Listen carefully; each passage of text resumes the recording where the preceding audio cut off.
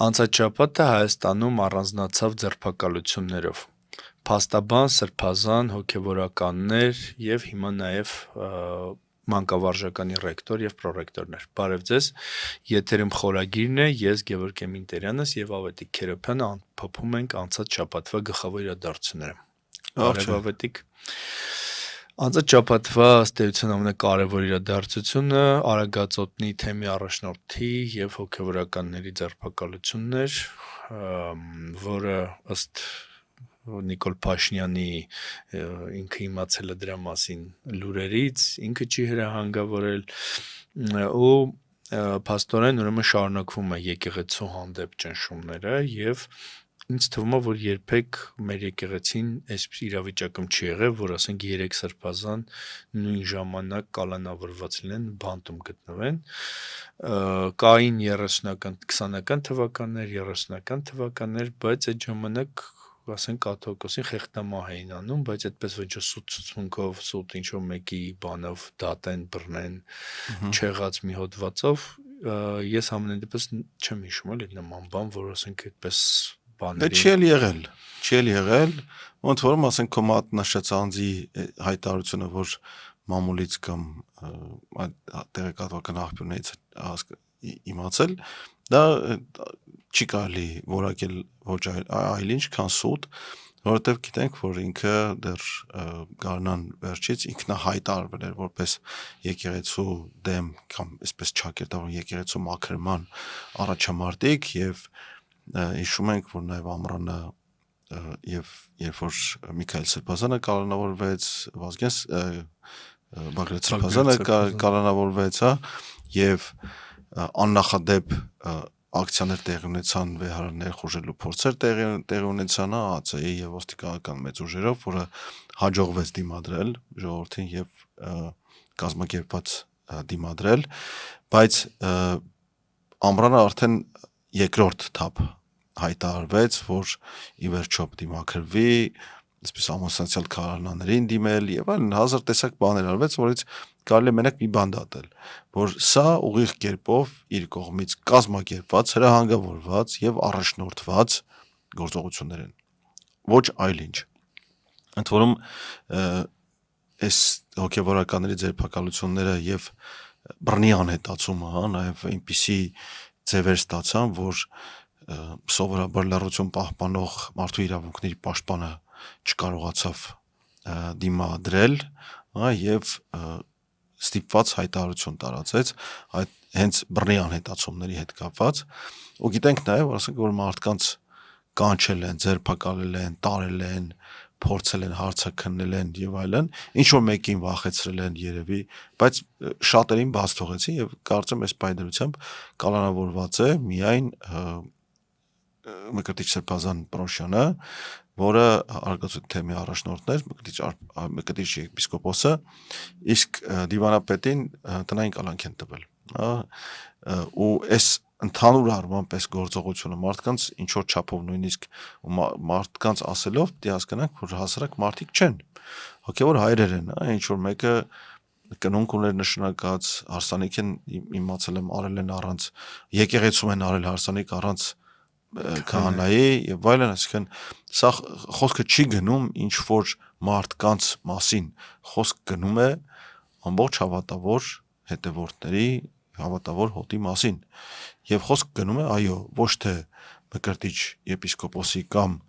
Միքայել arczepiskopos-ի կամ Բագրատ arczepiskopos-ի մասին, խոսք գնում է այո հայ առաքելական Սուրբ եկեղեցու որպես ամբողջություն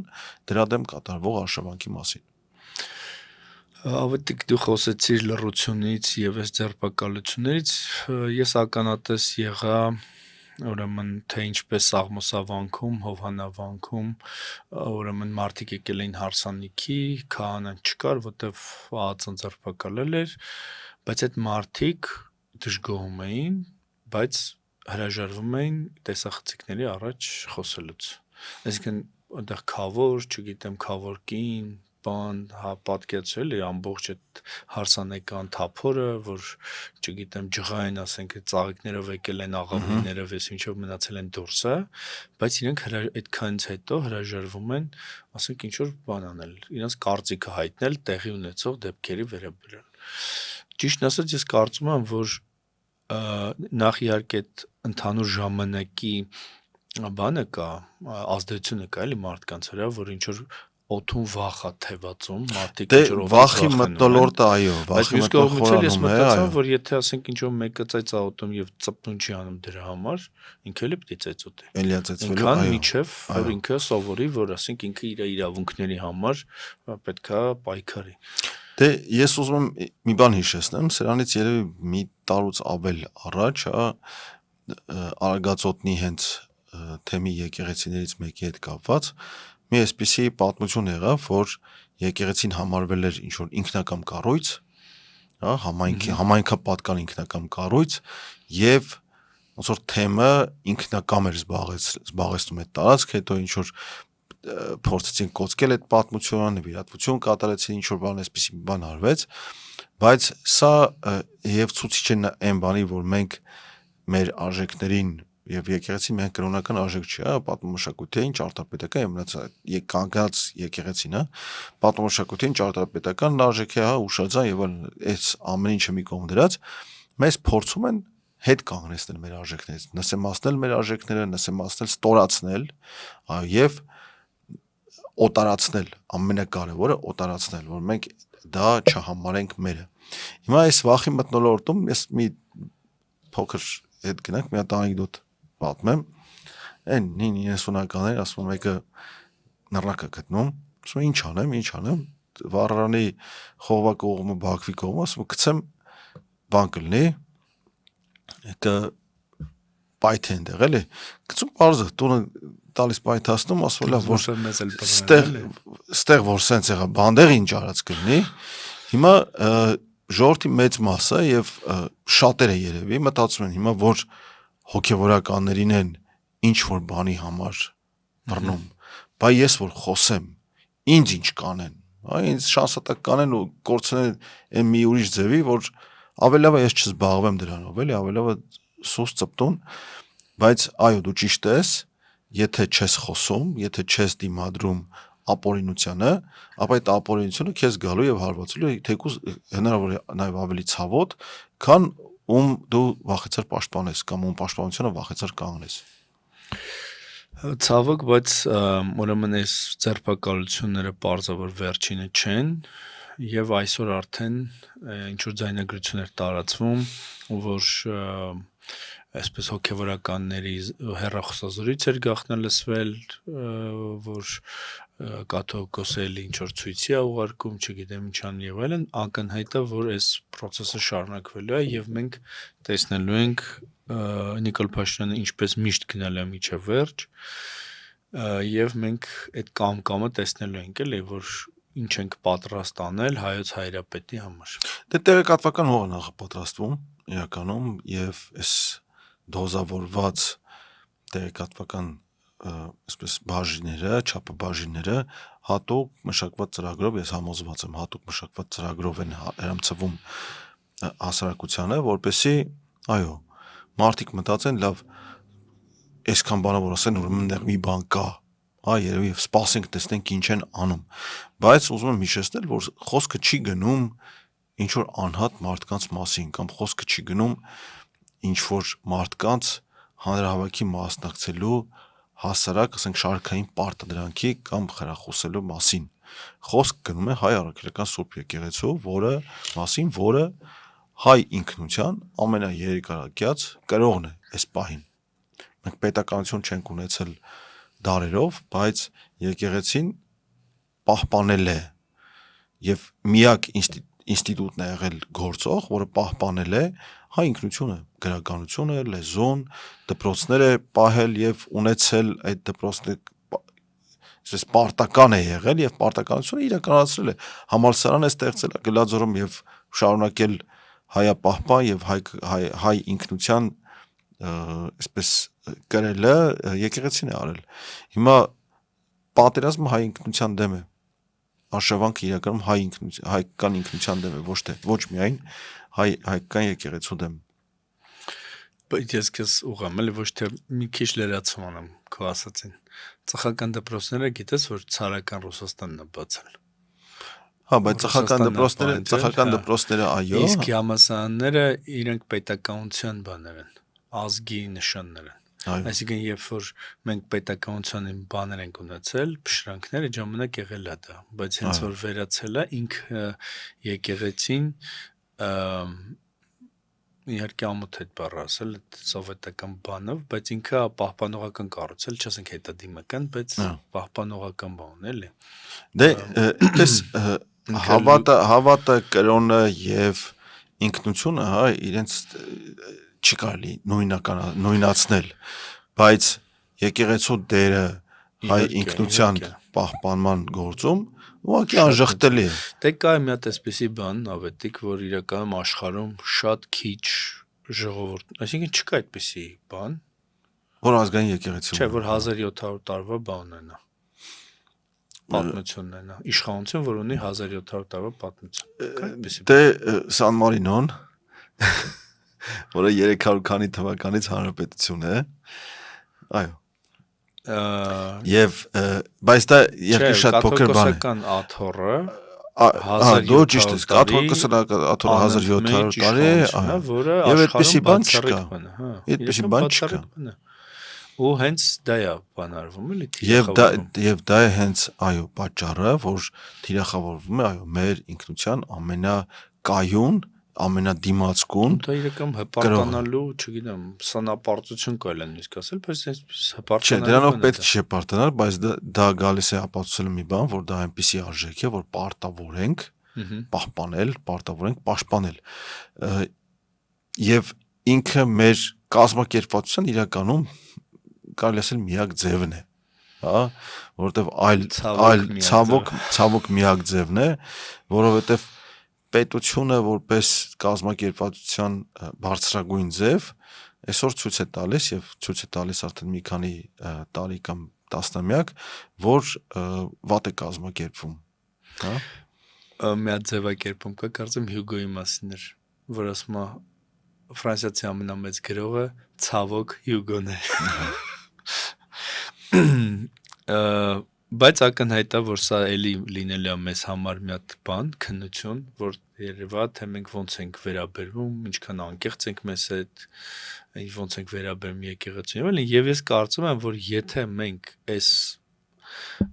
նիկոլիզմից չմեռնենք, սա մեծ մի հատ բան կլինի, վակցինացիա կլինի, շատ երկար ապրելու էլեկտրաշոկ ավելի շուտ, քան վակցինացիա, բայց տես, այո, դա շատ կարևոր նկատառում է, իրականում այսօր մենք որպես հասարակություն, որպես ժողովուրդ թմբիրի մեջ են գտնվում եւ ուժեղ ապտակներ են պետք այս թմբիրից հանելու, անտարբերության ճահիճից դուրս գալու եւ ապագային տեր կանգնելու համար։ Մյուս ուրեմն սենսացիոն կալանավորումը ձերբակալում այս բանի շաբաթվա ուրեմն փաստաբան Ալեքսանդր Կոչուբաևի ձերբակալությունները հետո կալանավորումը, որ այդպես ցուցադրաբար գետնին փռելով, չգիտեմ ինչով եւ այլն, եւ ուրեմն նախ ինչու են ԱԱԾ աշխատակիցները դա անում, միթե դա այդպես ազգային անվտանգության խնդիր կար այդտեղ, այդ ցուցադրական բանը, որը վրեժխնդրություն էր իրականում, որովհետեւ ուրեմն հարգարժան փաստաբանը վիրավորական բան էր գրել այդ ողջ ապօրինի process-ի հետևում կանգնած քննիչների դատախազների վերաբերյալ, այսպես վիրավորական բան էր գրել, եւ այդտեղ կալանքը, որ էլի թեև այսպես Եվրոպան ասում է, որ դա պատժի ձև չպիտի լինի, որ չի կարելի կալանքը որպես պատժիչ բան կիրառել այսպես մեթոդ, բայց էլի շարունակում է կալանքը կիրառվել ու հակառակ նրան, որ փաստաբանը այս երկու օրը պիտի հայր դառնա, չգիտեմ, նոյեմբերի 1-ին իր պաշտպանությունն է նշանակված եւ էլի ինչ որ հարցեր, որոնք իր համար կարեւոր են, դատարանը կարծում է, որ Կարար Կոչուբաևը փախչեր եւ դրա համար պետք է կալանքի տաներ։ Եվ մենք տեսնում ենք, որ փաստաբանների համայնքը, որը Հայաստանում ամենակազմակերպված համայնքներից մեկն է, եւ այսպես օրինակ ես որպես հայ բանասեր նախանձվում եմ, որտեղ հայ բանասերները երբեք այդքան համախմբված չեն եղել ու չեն լինի երբեք, որտեղ այդ մաղձը սրսկվում է, այս մոտ առանձին թեմա է խոսակցություն։ Ոմանք արդեն գործադուլ են հայտարարել, ինչ որ process-ներ են։ Դե մարդու իրավունքների պաշտպանն էլ արտահայտվեց այդ մասով, միջին ծանոթության հանցանքի հետ կապված։ Բայց նաև երևում է ավետիք, որ մյուս հարվածը ստանալու են փաստաբանները։ Դե արդեն ստացել են, ընդ որում պետք է հիշեցնեմ, որ այս տարվանից 2025 թվականից փաստաբանական գործունեությունը դարձավ այսպես ավելացված արժեքի հարկով հարկվող,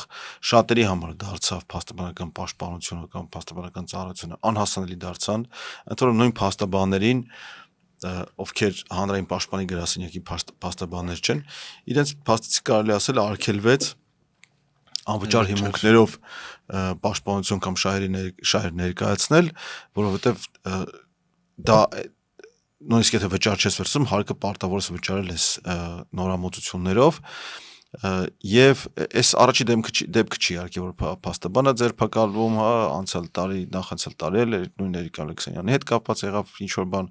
եւ ես ինքս անձամբ ականատես եմ եղել փաստաբանի հետ նկատմամբ վերաբերմունքի, երբ 2023-ին ես ինքս հարցակում էի ածում որպես մեղադրյալ, եւ փաստաբանիս նկատմամբ բռնության փորձ կատարվեց, ես ստիպված եմ եղել կանգնել քննիչների մի խմբի եւ փաստաբանիս միջև, որպեսզի ֆիզիկական բռնության չհասնի գործը։ Այո, եւ հենց ԱԱՑ-ի շենքում։ Եվ այստեղ մենք գործ ունենք ոչ թե այսպես դիսկրետ երևույթի հետ, մենք գործ ունենք այսպես չակերտավոր իհարկե պետք է ասել իրավապահ եւ իրավապահ վերաբերմունքի իրավունքի նկատմամբ, որովհետև ակնհայտ է դառնում, ասենք որ երեկվա այս երևույթը փաստաբանի գետին փռել, նվաստացնել անձնական արժանապատվություն ստորացնող գործողություններ կատարել, այն էլ ԱԱՑ-ն, ակնհայտ է դառնում, որ սա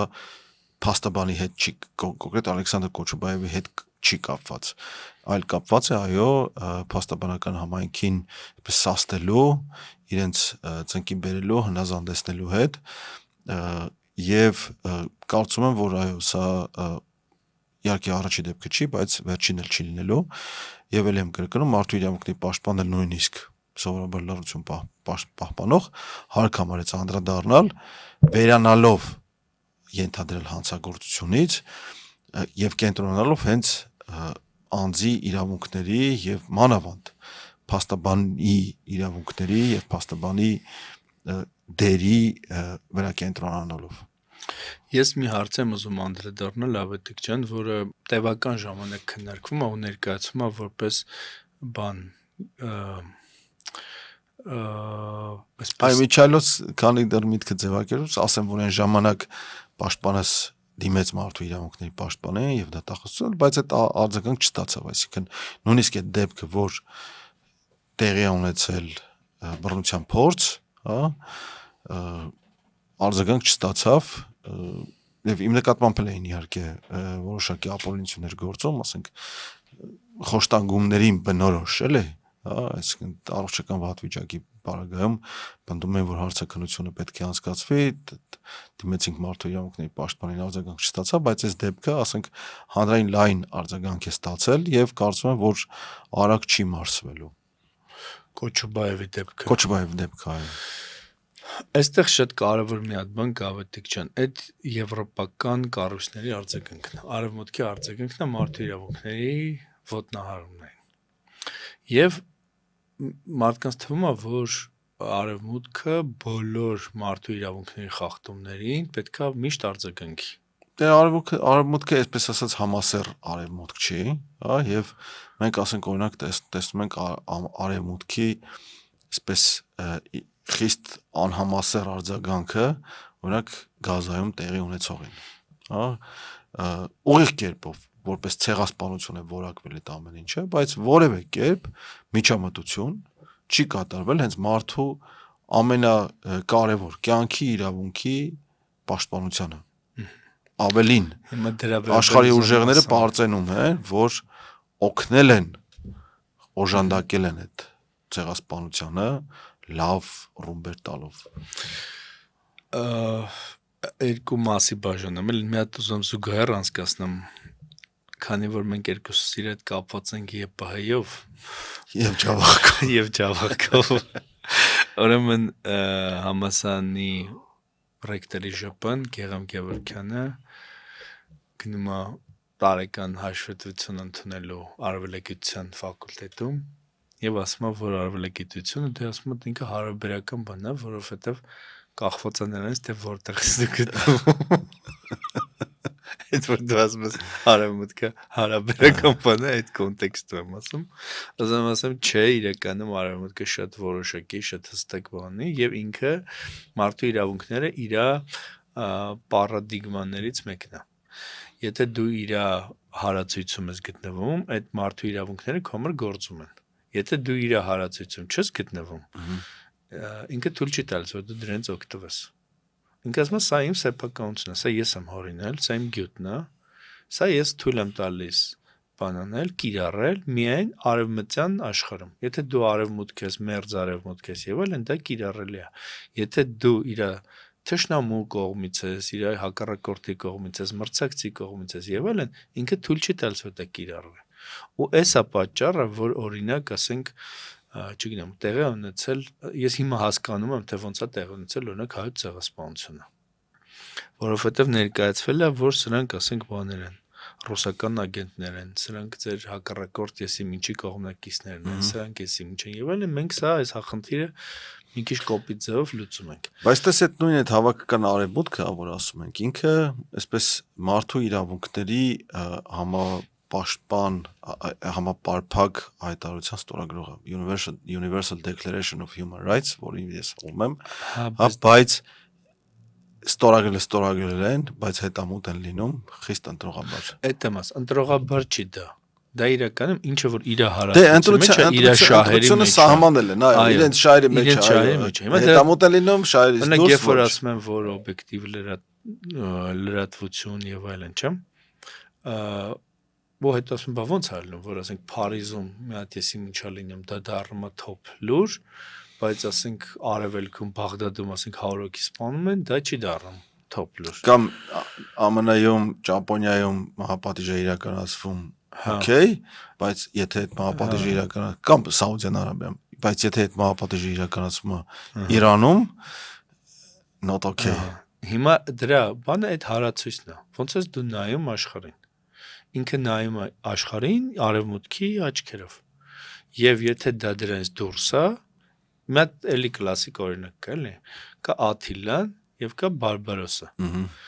Երկուսը եկել են Հռոմի վրա։ Հիմա մեկին հռոմեացի պատմիչները բան են արել, հերոսացրել են, սարքել են մի հատ անհավանական կերպար եւ բան Աթիլային, որը կաշառվել է եւ պարտվել է բանի մարտի դաշտում, իսկ Բարբարոսը, որը չի կաշառվել, եկել Հռոմը գրավել է եւ կապիտոլիումը բան արել, ինքը դարել է որպես բան ցածրակարգ մարդու կուլտուրա չունեցող մարդու կերպար։ Ինչու՞, որովհետեւ պատմագրությունը, մարդկության հիշողությունը արևմուտքի մենաշնորհն է։ Արևմուտքն է ստեղծում այդ կերպարները եւ ջարդում է։ Հիմա մենք ուզում ենք, որ համ նրանց օգտվենք, այդպես չի լինում։ Եվ մենք կարողանանք մեր տեղը գտնենք այդ հարացույցում։ Հիմա այստեղ շատ կարևոր է տեղ գտնելու համար պետք է ձևակերպել շահերը, շահերի բազմությունը, եւ կարողանալ այդ շահերը տեղավորել, այսպես ասած, համաշխարհային շահերի զամբյուղում եւ կարողանալ դրանից այդ շահերը ծառայեցնել քո իսկապես պետության եւ ազգի օգտին։ Ես մի հատ փոքրիկ բան էլ ավելացնեմ, Ավետիք ջան, որ գուցե, չգիտեմ, հեթանոսական շրջանում Հայաստանը արևելքի երկիր է եղել, արևելյան բանով, բայց քրիստոնեությունից հետո մենք օրինակ ասենք խորհրդացու բանում պատմության մեջ ինքը դիմում է իր բանին Հովաննավորին, ասում է, որ դու ուզում ես, որ ես այս հունական ողորկ առասպելները, պավաները թողնեմ ու քեզ համար պատմեմ բանը Բյուրասպի աժդահակի բանը, առասպելը դե շատ հետաքրքիր առասպել է եւ ճիշտն ասած Նիկոլ Փաշինյանը շատ նման է Բյուրասպի աժդահակին, բայց սա չխորնենք սրա մասին ու այդ մենք այդ Մաշտոցից եւ այդ աշակերտներով եւ այլն մեզ տեղադրել են այդ արևմտյան հարացույցի մեջ էլի եւ այդպես է կառուցված չգիտեմ դրանց առաջ ոնց է եղել որտեւ այդ մշակույթը շատ էսպես չուսումնասիրված տեղով եղել են իրականում քաղաքակրթության այսպես առաջնագիծ այո հա այդտեղ էլ այդ արևմուտքի ազդեցությունը շատ մեծ է կամ նույնիսկ մենք թելադրողի բան ենք ունեցել ինչ որ ժամանակաշրջանով բայց ամեն դեպքում ես կարծում եմ որտեղ վեճ չկա էլի մենք արևելքի ժողովուրդ ենք թե արևմուտքի մենք Հայաստանի ժողովուրդ մենք Հայաստանի ժողովուրդ ենք բայց պիտի կարողանանք մեր իրավունքները պաշտպանել ոնց որ աշխարհը սպասում է եւ ուրեմն երրորդ բանը ձերբակալությունը, որի մասին դեռ ոչինչ հայտնի չի, այդ մանկավարժական համալսարանի ուրեմն ռեկտորի, պրոռեկտորի եւ ինչ որ դասախոսների աշխատակիցների ձերբակալությունը, ասում են, որ այս պահի դրությամբ իրենք ունեն վկայի կարգավիճակ։ Ուրեմն ինչով է սա։ Իհարկե հայտնի չի թե ինչա լինելու դեռ շատ մոտավորապես այդ մեղադրական բանը որ արդեն տարածվել է եւ այլն բայց շատ ծիծաղելի է որ հանցավոր խումբ ստեղծելու եւ ասենք աշարք-մաշարքը եւ այլն հենց խելքի մեջ հանցավոր խումբը մի քիչ երևակայությանը պիտի զոր տասել որ այդ հանցավոր խումբը ձևակերպես բայց ես կարծում եմ որ սա էլ շատ օրինաչափ բան է որովհետեւ օրինակ այս մանկավարժականի հետ կապված մի հատ բան կար որ պետքա մանկավարժականը միավորվի Բրյուսովի ինստիտուտի եւ Բրյուսովին այո որոշ այդպես արդեն շատ ռեալ բաներ կան եւ օրինակ ես գիտեմ որ Բրյուսովի մոտավորապես 1 տարի առաջ արդեն այդ ամեն ինչի մասին ուղիղ կերպով մեր ուշադրության կենտրոնում գտնվող անձը գնացել եւ բուհերի խորհուրդներում հայտարարել էր դրա մասին հիմա կար ենթադրիչ ուրեմն կար այսպեսի պատմություն չգիտեմ հիշում ես դու դա թե չէ բայց այս Բրյուսովի նախկին ռեկտորը մոտ էր Արայիկի հետ Հարությունյան եւ իրեն թվում էր որ միավորումից ինքն է լինելու միավորված բուհի ռեկտորը եւ երբ որ ընդհանուր ինչ որ հավաքալինում եւ հասկանում որ չէ մանկավարժականի ռեկտորն ավելի ֆավորիտ որտեւ դա ավելի մեծ բուհա եւ Արայիկը նրան նախընտրություն տալի այդտեղից սկսեցին հակասությունները Գյուրջինյան եկա որպես տեխնացու բաներ կռիվներ եւ այլն գործընթացներով ապորինի եւ պարտվում անձները բերում նույն պետական լեզվագիտական համալսարանում հա Բրյուսովում այս վերջերս էլի անախորժ եւ բուհին ոչ բնորոշ ոչ հարիր երևույթներ տեղի ունեցան պրոռեկտորներից մեկը ինչ որ անախորժ խոսակցություններ էր ունեցել աշխատողների հետ, հազար տեսակ պատմություններ, որոնք որ պատմություններ չեն իրական եղած դեպքեր են, բայց գիտենք, որ այո, մեր բուհերում իրավիճակը շատ լավ, այսպես առնվազն շատ լավ չի։ Հիմա ստացվում է, որ այդքան պահել փայփայելուց հետո, ուրեմն այդ որպես երևի որ դիմադրության ոչ մի օղակ չլինի, երևի որ ոչ մեկ չնդվզի կամ շատ ավելի հարթ անցնի եւ այլն հիմա մենք իմանում ենք որ այն բուհը որ պետքա հյուրընկալի այսպես ճակերտավոր են մյուս բուհերին հիմա իր ռեկտորի գլխին է բան կախած էլի հիմա ըստ էության մեր պետությունը այնպիսի ուրեմն ռելսերի վրա է դրված որ մարդկանց իրականում միավորում է կոռուպցիան օրինակ ասենք ինչն է միավորում ասենք ՀԿ-ի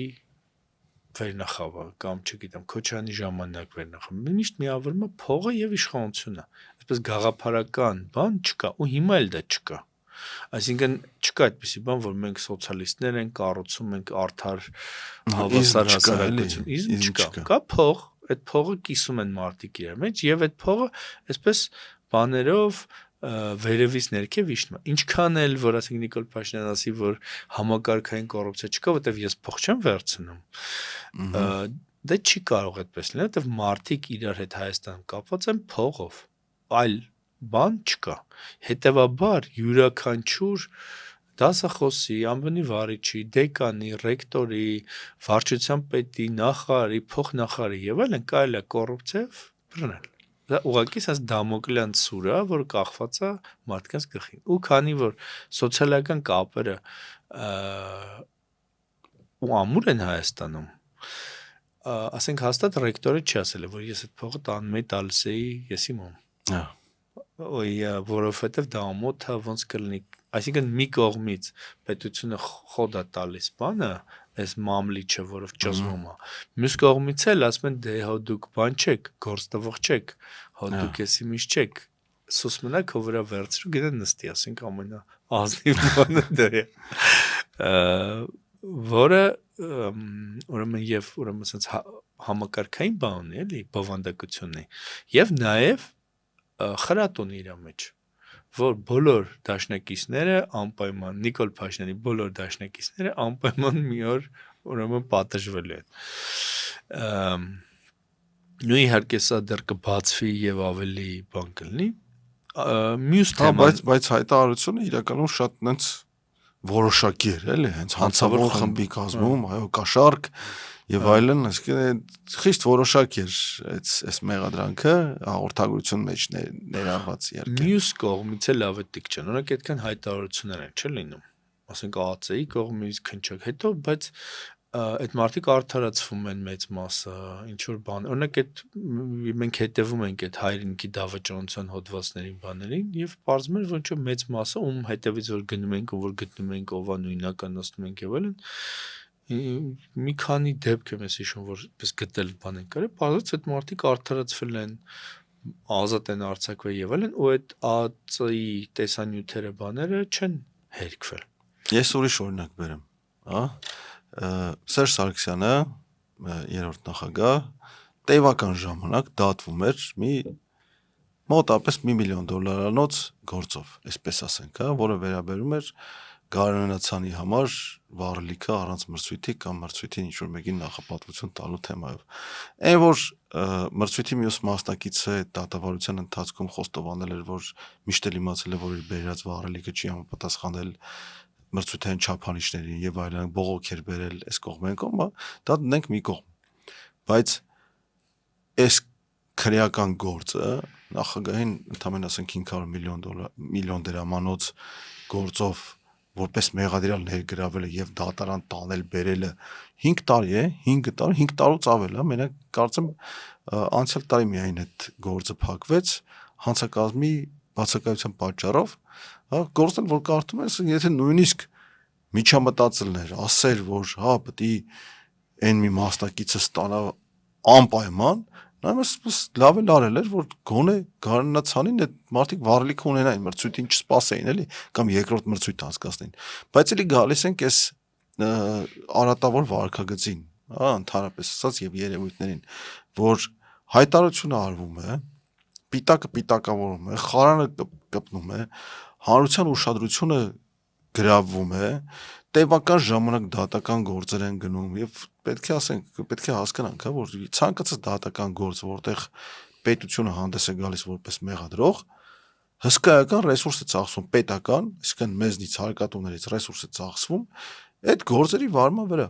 Քննիչներ, դատախազներ, դատավորներ, հարկադիր կատարողներ, դատական կատարողների ծառայություն, պահպանություն, շենք եւ մնաց ամեն ինչը հսկայական ռեսուրս, հա, որը ի վերջո չի բերում այն ակնկալվող արդյունքին, այսինքն պետության բարեփոխմանը կամ բարելավմանը այս գործերի արդյունքում։ Վերադառնալով ասենք քո վերած ասենք պատերազմական հանցագործությունը եւ այլ մնացած ամեն ինչին, անցած շաբաթ մենք անդրադարձանք 20 թվականի պատերազմի դատավճիռներից մեկին եւ դրանից անմիջապես հետո մամուլում սկսեցին լուրեր տարածվել, ասենք հաղորդումներ կամ նյութեր սկսեցին տպվել 20 թվականի պատերազմի ժամանակ Արցախի պաշտպանության բանակի շտաբի պետի անձին վերաբերող, հա, ու սկսեց ինչ որ այդ հակահարձակման ժամանակ շտաբի պետը առանցքային դերակատարում չի ունեցել, սրա ժամանակ չի ունեցել, նրա ժամանակ չի ունեցել եւ այլն, բան չարել։ Բա ինչ արել։ Հետքի հոդվածի մասին չասում, Այո, բա ինչ արել այդ մարդը։ Շտաբի պետ եղած ժամանակ։ Գիտենք նայեք, ասենք որ պաշտպանության բանակի հրամանատարային ժամանակվա ինքը բավականին մանր գործերով որ ժամանակ զբաղված եղել, այսինքն նստել չեմ կարող ասել մեքենայի ղեկին նստելա թե չէ, բայց բարձր դարձել ասենք ինքը ուղիղ կերպով ասենք ինչ որ գործողություններ է վերահսկել կամ մասնակցել նույնիսկ, հա։ Բա ինչ արել շտաբպետը։ Հետո շտաբպետը գնացել դառել պաշտպանության բանակի հրամանատար, որի ժամանակ 23 թվականին հանձնվել է Արցախը կամ զինաթափվել Արցախի պաշտպանության բանակը։ Եվ այսօր չկա որևէ լուրջ հարցադրում, այդ մարդիկ ինչ որ բանի համար վերջի պատասխան տվել են, թե չէ։ Ընդ որում ասենք նույն Ջալալ Հարությունյանի հետ կապված մեկ էլ հրապարակում եղավ, հա, քանի որ վերադարձանք այս թեմային, հա, թե ինչ ենք անում ընդհանրապես որպես պետություն, պարզվեց, որ Ջալալ Հարությունյանը քրեական հիմնարկ չի տեղափոխվել։ Այսինքն դատական թե դահական թե չգիտեմ ով չի ստացել դատական կարգադրությունը այս մարդուն ազատազրկելու քրեական հիմնարկ տեղափոխելու։ Այն որ իհարկե ասենք այն լրիվ կարելի ասել, հա, իրենց գործողությունների մասշտաբով կամ ազդեցությամբ, ասենք գումարտակի հրամանատարը մեկ օրվա նշանակված եւ բանակի հրամանատարը լրիվ այլ կարգի պատասխանատվություն պետք է կրեին, նա առնվազն մասնակից է եղել, էլի այդ գումարտակի հետ կապված եղած չեղածին, բայց մի դեպքում տեսնում ենք, որ 16 տարուց ավել մեկը ցմահ են տալիս մեր մոտ, էլի կարծեմ, հա, 16 տարի, այն դեպքում 5.5 տարի, բայց այս մեկին բռնել երևի արդեն նստացրել են, արդեն կալանավորի շորնել հագցրել են, բայց այն մյուս դեպքում արդեն մեկ ամսից ավել է անցել է Վճռաբեկի որոշումից, երևի, հա, ու ունենք այսպիսի վիճակ քրեական հիմնարկ չի տեղափոխվել անձը։ Չեմ ասում, որ պատասխանատվություն պատիժել չի կրում, հա, ազատազրկվածը մեկ օր էլ ազատազրկված չի եղել, ինչքան գիտեմ։ Տիրան Խաչատրյանին հապճեպ բռնեցին 10 տարի հունվարին, հապճեպ բռնեցին այն գործով, որի վաղեմության ժամկետը այս ամսվա վերջ անցնում էր, հա, հոկտեմբեր էր 2025 թվականի հոկտեմբերի վաղեմության ժամկետը։ Բռնեցին, ազատազրկեցին, չգիտեմ, փաստարկներ բերեցին, որ գործը զգայունություն ունի, պատմական բան ունի, նշանակություն ունի, դրա համար են ազատազրկում, ինչ են անում։ Ու մենք գործ ունենք մեկ այլ երևույթի հետ, որ ընդհանրապես շատ ավելի մեծ ազդեցություն ունեցել իր գործողություններով կամ անգործությամբ շատ ավելի մեծ ազդեցություն ունեցել մարդուն, չգիտեմ, վերաբերմունքը լրիվ ուրիշ։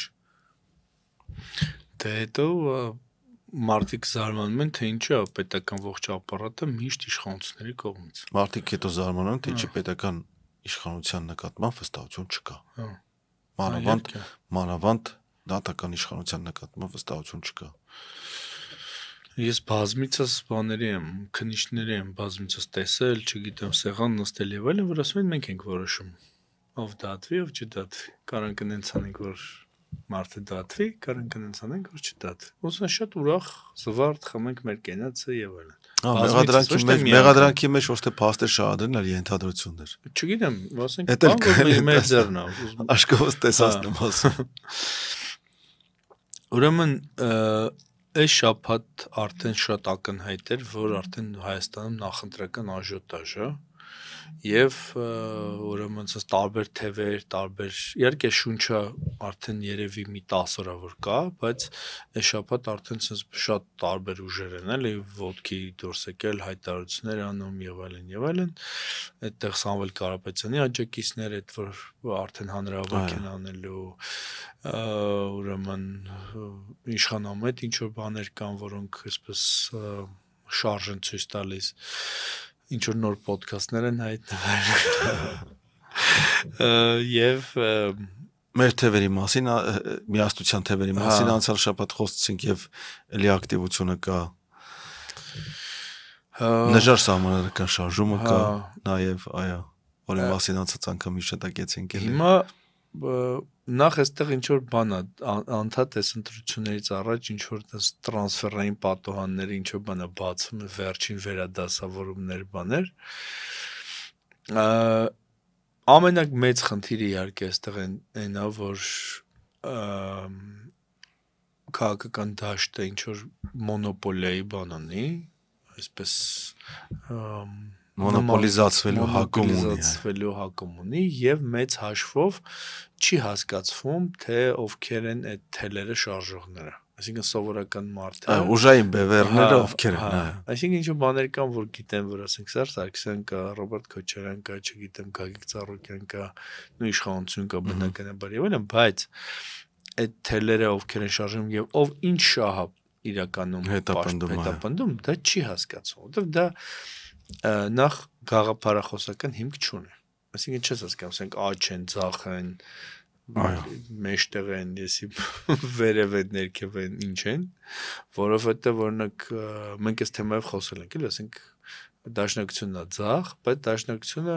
կոալիցիա եղել բազմիցս եւ բան արել իշխանական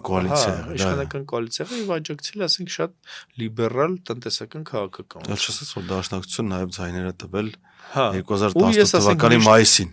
Ես միշտ օրինակ sense տարբեր ուժերի հարցում եմ ասում, բա ոնց է որ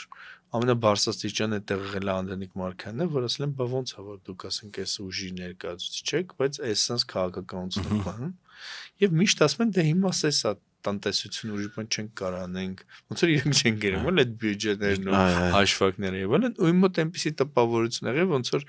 տնտեսությունն ու չգիտեմ բանը զարգացումը երկիրը ինչ որ ասես մի հարթության մեջ զարգացող բան է, այդ քաղաքականությունը, գաղափարախոսությունները բաները զուգահեռ ինչ որ զուգահեռել չէ։ Իրականում երբ մենք նայում ենք շուկայական տնտեսություն եւ այլն, հա, բռնել ենք այդ ճանապարհը, մեկ էլ գնում ենք ԵԱՏՄ, օրինակ եմ ասում, կամ մաքսային միություն, որը շուկայական մեր վիճակում գտնվող շուկայական տնտեսության համար, ասենք, մահացու բաներ, ընդհանուր մաքսային սահման չունեցող կամ ընդհանուր սահմաններ չունեցող մաքսային կամ ինչ որ տնտեսական միության հետ ասոցիացվել կամ մտնել այդ միության մեջ ոչ թե օգուտներ, այլ լրացուցիչ դժվարություններ բերել երկրի գլխին, հա, կամ էլի խոսել այսօր ինքնիշխանության մասին, բայց տանել ինչ որ ինքնիշխանություն հանձնել այլ վերազգային միավորումի, կամ նույն այսօր որ խոսում են ինքնիշխանության մասին, բայց եվրոպական միություն մտնելու մասին են խոսում, հա, որը ամեն ինչի մասին է, բացի ինքնիշխանությունից, էլի։ Ու դու ճիշտ ես, որ մենք ունենք այսպես դիսոնանս իրականում զարգացման տարբերությունների միջև եւ դա բերում է եւ այդ խզվածքներին, հա, քաղաքական զարգացումը, տնտեսական զարգացումը, հասարակության զարգացումը կամ թեր զարգացումը, այս դիսոնանսը բերում է ի վերջո հետընթացի, ոչ թե առաջընթացի։ Դա բերում է մի հատ անորոշ պատկերի, որ բոլորը այսպես սպիտակն ու սևը խառնում են իրար դառնում է չգորշ բան, չես հասկանում ով ինչ է ուզում։ Երկրորդը բերում է դա պատասխանատվությունից ազատվելուն, որտեղ քաղաքական գործիչները ինչ որ անորոշ բաներ են խոստանում եւ հետո չեն կատարում, ոչ ոք չի հիշում, որ չկատարեց, որտեղ իրականում, ասենք Հայաստանում շատ քիչ մարդկանց կարելի է հիշել, որ ասենք ծրագրերը կարդաս եւ հետո նայես իրենց արածը ու իրենց արածը իրենց ծրագրի հետ կապ ունեն, էլի։ Հայաստանում չկա քաղաքական պատասխանատվության ինստիտուտ։ Հա, ընդհանրապես։ Դե ընդհանրապես պատասխանատվություն։ Մենք դրա մասին խոսեցինք, ասենք նույն այսօրվա կառավարության անօրինականության մասին, հա, որովհետև ասենք սահմանության տեսամա, որ կառավարությունը պետք է գործի իր մշակած ծրագրի շրջանակներում եւ այդ ծրագրի շրջանակներում իրականացնի արտաքին եւ ներքին քաղաքականությունը, բայց ազգային ժողովում պատասխանատվության դրա համար չեն կանչվում։ Կենտրոնանում են, ասենք, իշխանությունը ղեկավարող խմբակի առաջնորդի վրա, հա։ Մյուս կողմից, այո, այսօրվա այս քաղաքական վերադասավորումները ինչ որ առայժմ անհասկանալի կերպով են տեղի ունենում, բայց շատ հստակ ուրվագծվում է մի տենդենս, որ մարդիկ շատ որոշակիորեն ասում են, թե ում հետ չեն համագործակցելու։ Եվ շատ այս նոր ուժերի բնութագրիչներից մեկն է նախկինում իշխանություն եղածների հետ չհամագործակցելու սկզբունքը, ներկա եւ նախկին իշխանությունների հետ չհամագործակցելու սկզբունքը, դրա մասին նույնիսկ ասենք հայտարարեց, ասենք մեր ձևով շարժումը, դրա մասին խոսեց Նժար Սամարական շարժումը եւ այլն։ Հարաբերական բան ավելի։ Իհարկե, դա նախընտրական է, բայց հետընտրական արդեն դեռ չգիտես ինչ կլինի։ Հետընտրական, որովհետև ընտրությունների արդյունքները այսօր կանխագուշակելը շատ էպես անշնորհակալ Հիմա գործ է։ այստեղ մի հատ էսպիսի բան կա, էլի, ավետիք չեն։ Ասենք մարդը ակտիվ է, տաղանդ ունի, բան անում, բզբզում է, չգիտեմ, ինչ գործերի մեջ է մեծ եւ այլն, բայց ինքը չի կարող իշխանություն շրջանցի։ Չես կարող դու շրջանցես իշխանությանը։ Ես էլ եմ Արցախի մաս Ուզում կազմում։ ասեմ, եւ մանավանդ այդ սոցիալական կապերն էլ որ հաշվես առնում, իրական շատ ծանր բան է, ու իրական Նիկոլի իշխանության մնալու բաներից մեկը այն է, որ այդպես մարդ չկա, որ ասենք մի հատ նիկոլական ընկեր չունենա, կամ այդ բարեկամ չունենա, կամ այդ ես չունենա, ու ասես միշտ ասենք, բա ինչ անեմ, բա ոնց անեմ եւ այլն։ Այդ առումով շատ էպես օրինակելի զրուցակից ունես։ Օրինակ ես ժամանակ Բարսաշյան պաշտոնյա եղած, էլ չես ավելի Բարսաշյան պաշտոնյա եղբայր ունեցած։ Ու այդ սոցիալական փոքր բանը նաև թույլ չի տալիս որ մարդիկ աճեն, որովհետև այդ որ իր ծնդավայրի մարգարետ չի, այդ խոսքը որտեղից է գալիս, որ ճանաչում ես մարդուն, ասենք, բան ու ասենք հիշում ես ինքը փոքր ժամանակ հայաթում սենց էր խաղում, նենց էր խաղում եւ այո, այդ կապերը կաշկանդում են, չես տեսնում, այդ կապերը կաշկանդում են, այո, այդ կապերը սահմանափակում են, ոչ թե ուժեղացնում իրականում։ Կարող է թվա, որ ինչ որ գործողություններում շատ կապեր ունես, ուժեղ ես, բայց այո, դու ճիշտ ես, որ այդ կապերը թույլ չեն տալիս աճել։ Ես կտրվել այդ անձնական բան պատմեմ, որ ուրեմն ես հիշում եմ, որ Գևորգ Էմինը Համոսայանի մասին որ խոսում է, ինչ-որ թեական բան կար էլի մեջը, որ մի անգամ ասեց, որ ոնց կարա մարդը 21-րդ դարում բանի մասին գրի, մասուրի, չգիտեմ, թփի բանի, ես բարձր դասարան շքերտ է շոտ sense բան եղա էլի, զգաստացա, որ ես ինչ ասում, բայց այն ժամանակ իրավունք չունի էլի ինչ որ բան խոսեի, քննարկեի եւ այլն, հետո երբ որ սկսեցի ինչ որ նամակներ կարդալ, բանանել իրար մեջ, այնպես ստացվեց, որ դրանք հրատարակված չեն, էլի ձեռագիր եմ կարդացել, ես սկսեցի հասկանալ, որ ինքը ինչ որ փուլ կա, որ բաները, խորհուրդներ է տալիս համային, որ ասենք sense գրի, բանը ինչ է, ժողովածուն sense կազմի, հանկարծ առաջին բանաստեղծություն սա չդնես, ամոթա, հետո դա չի մոռացվելու, ես ինչ որ սովետի ինչը կոմպրոմիսի գնա, ինչը գնա բան, ու դες Բաքվից Համոյան նամակներ է գրում, ինքը պատասխանում, շատ հետաքրքիր նամակագրություն կա, ես մի քանիսն եմ կարդացել։ Ու ես հասկանում եմ, որ հետո այդ պահը ինքը, որ ասենք Համոն այլևս Այն համոն չի, այդ սկսնակ բանաստեղծը չի, այդ պահը մարդը կարա չֆիքսի, մնում ես, որ համոն չի, այլևս Համոսահյանն է, այո, այդ պահը շատ նուրբ է, ու մեր ժողովրդի մեջ դա շատ տարածված բան է, որ այդ պահը չեն ֆիքսում էլի, որ սա արդեն ուրիշ մարդ է, այն օրվա Նիկոլ Փաշինյան ջրի էին խմբագիրը եւ Նիկոլ Փաշինյանը ասենք բանը լրիվ տարբեր մարդիկ են ու պետք չի ասել, բա դու այն ժամանակ սենց բան էիր ասում, այն մարդը լրիվ փոխվել է, ուրիշ մարդ է դառել, ծիծաղել է դա իրական, ասենք նայես, ասենք ինչ ռեսուրսներ, ինչ ինֆորմացիաներ, ինչ գործողություններ էր անում եւ հիմա ինչ անում, ու դա մեզ շատ է խանգարում, դա մենք սենց ոնց որ իրար փեշից քաշում ներքև ենք պահում, ասում ենք ոնց դու այն ավետիքը չես, որ ես ճանաչում եի բան, դու ասում ես դու այն Գևորգը չես, որ ես էշ խոսում էի։ Ուրեմն մյուս թեման է շաբաթվա, որը ինձ թվում է արժի անդրադառնալ, այդ այն լուրներ, որ ասես հակասական զգացողություններ բանանում, առաջացնում ու ես հույս ունեմ, որ դու մեզ կբացատրես դա ինչ է նշանակում, որ հայտարարվեց, որ Ադրբեջանի բանակի բյուջեն նույնպես կրճատվել է, այսինքն միայն մերը չի կրճատվում, Նիկոլ Փաշինյանը հայտարարեց, չէ, եղավ այդ բանը, որ ծախսերը մեր կրճատվում են, խաղաղության դարաշրջանային եւ այլն, եւ հիմա ոնց որ Ադրբեջանն էլ է պատրաստվում կրճատել, ու ոնց որ մի քանի տարվա համար։ Մի քանի տարվա ընթացքում։ Այսինքն 5.1 միլիարդ դոլարից մոտավորապես մինչև 4.7 է իջնելու 2030 թվականի համար։ Մերը անմիջապես հաջորդ տարվա համար արդեն 15% պակաս։ Իրականում ես կարծում եմ, որ այստեղ կա ինչ որ այդ կուլիսային ավելի շուտ համաձայնեցված գործողություն, որ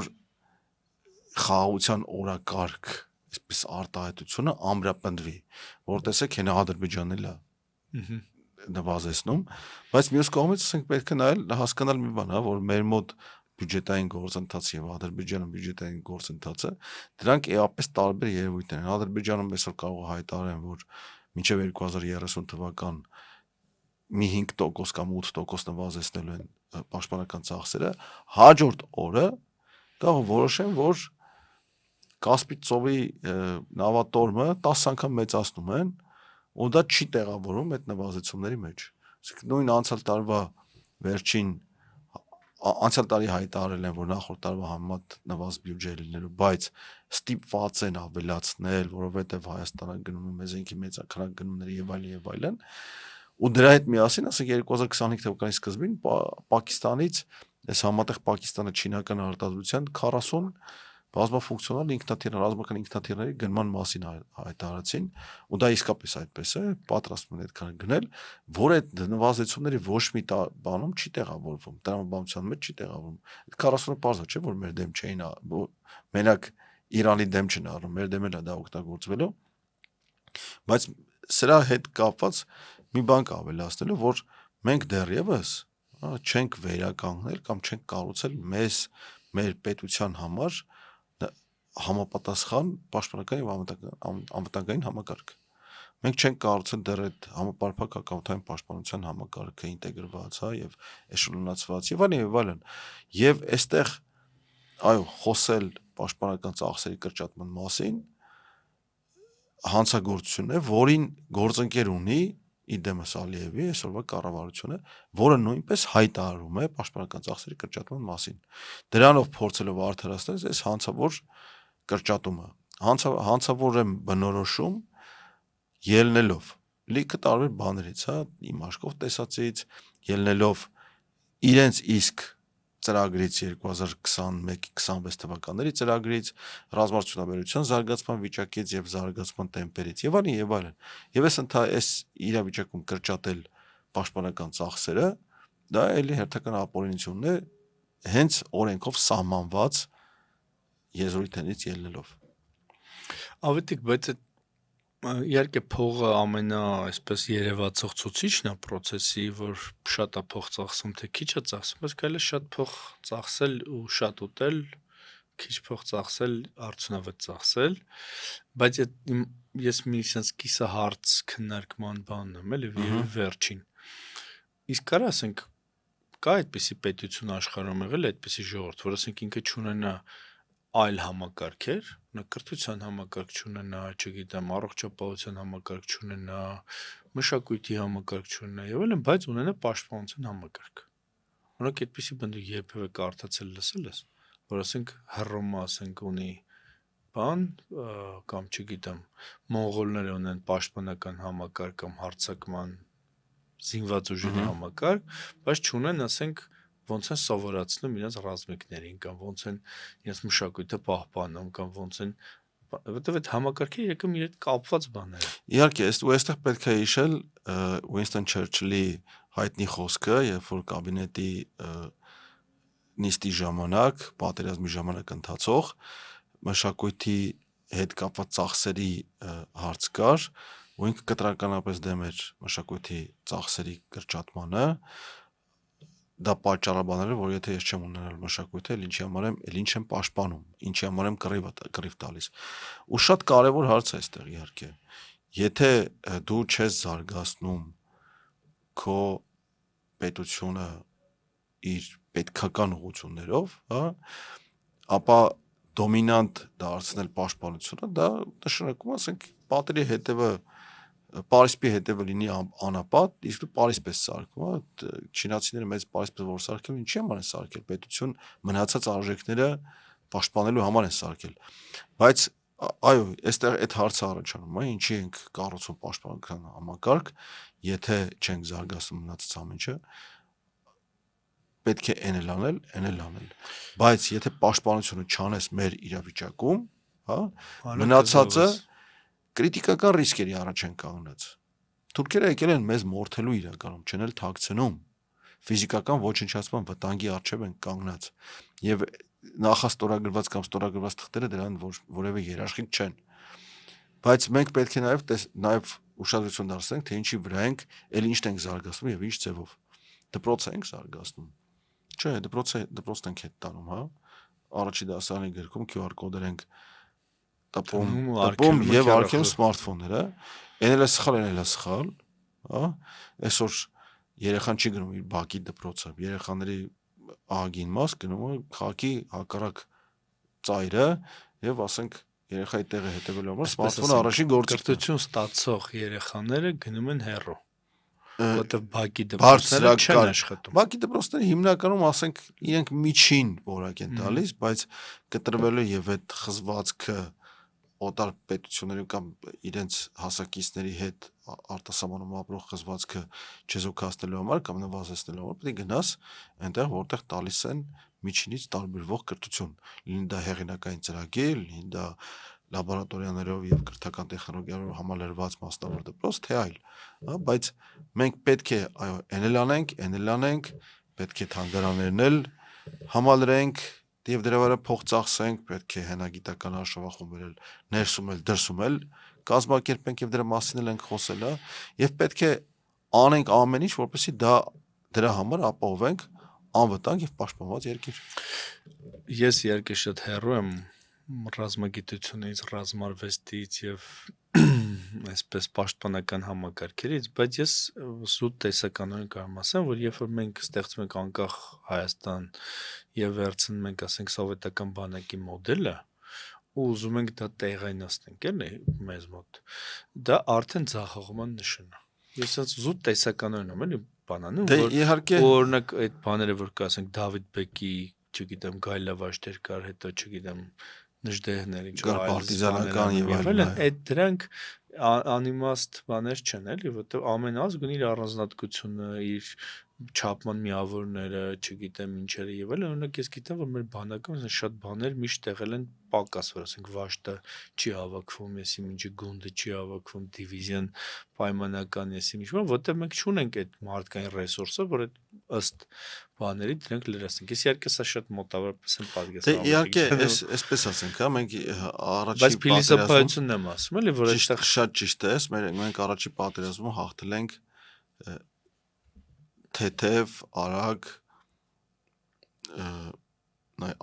արագընթաց եւ նաեւ մարտական ոգով, այսպես ոգի ունեցող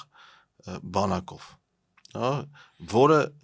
շատ հետո դարձավ այսպես սովետական պլացային բանակ իրականում, հա։ Ես ինքս գնացել եմ ծառայության 97 թվականին, հիշում եմ Արտաշատում 45 աստիճան շոկի պայմաններում արևի տակ պլացի վարժություններ էին անում, որ ես գիտեմ, որ որպես կապավոր, հա, ինձ դա պետք չի գալու եւ չեմ էլ հասկանում, ում կարող է պետք է, ասենք, պլացի վրա 2 ժամ շարային վարժությունների դասը այսօրվա բանակում։ Բայց այսօր մենք մի փոքր գնացել ենք դրանից հեռու, մի փոքր, հա, շնորհիվ տեխնոլոգիաների, շնորհիվ տեխնոլոգիական համայնքի եւ նաեւ ոչ վերջին հերթին մեր ռազմարտությունաբերական համայնքի հաջողությունների, որոնք եկան ապացուցեցին, որ այո, Հայաստանում կարելի է ինչ-որ բան սարքել, որը ավելի լավն է, քան ռուսինը, թեկուզ այն պատճառով, որ տեղում արտադրում, ռուսը չի տալիս, մենք գոնե ինչ-որ բան փորձում ենք անել, հա, բայց դա դեռ էական նշանակություն չի ունեցել, այո, մենք դեռևս նորակոչիկին շարային վարժություն ենք սովորեցնում, զենքով այսպես ցուցահանդես, ցուցադրական վարժություններ ենք սովորեցնում, գիշերային երթերի չենք տալիս, էլի մեր առաջնագծի որոշ տեղերում վերգետնյա կացարաններ են սարքում եւ երկաթի երկհարկանի անկողիների մահճակալների վրա են քնում զորքա եւ այլն, տարբեր բաներ կան, որոնք որ մենք հենց շատ ճանապարհ ունենք անցնելու, մինչեւ դառնանք 21-րդ դարի պաշտպանական համակարգ, բանակ չեմ ասում, պաշտպանական համակարգ, բայց դրա համար կամային որոշումներ են անհրաժեշտ։ Դրա համար անհրաժեշտ է, որպեսզի այն պլացի վարժություն սովորեցնող սերժանտը դուրս գա բանակից, իր տեղ գա կռիվ անել սովորեցնող, պատերազմ հաղթել սովորեցնող նոր սերժանտը։ Ու դա իրականում մենակ բանակի խնդիր չի, դա նաև հասարակության խնդիր է, նաև պետության կառուցվածքի եւ կառավարման համակարգի խնդիր է, հա, որի մասին հաջորդ դասը։ Շնորհակալություն, սիրելի հետևորդներ, որ նայեցիք մեր հաղորդումը հիշեցնեմ, որ ես եւ Ավետիք Քերոփյանը ամփոփեցինք անցած շաբաթը, կհանդիպենք մի շաբաթ։ Ստեսություն։ Ստեսություն։